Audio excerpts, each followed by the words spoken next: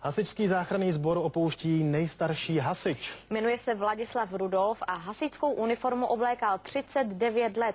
Celých těch 39 let sloužil ve Dvoře Králové a tomu se říká věrnost. Teď odešel do důchodu, ale obor neopouští. Dál chce být alespoň dobrovolným hasičem.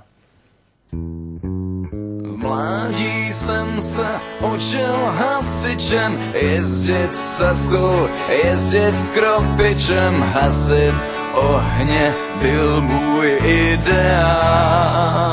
A teď všichni s kapelou hec! Jezdit s Tatrou, jezdit s žebříkem na červenou, jezdit se smíchem, toho bych se nikdy nenadal.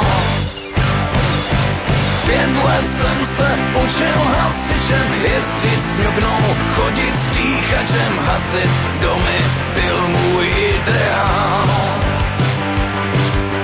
Nosit helmu, tahat hadice, házet tuny, sazí na plíce, zkrátka umět šlápnout na pedál. Že do módy přijde prevence, starý hasič půjde do pence, toho bych se nikdy nenadal.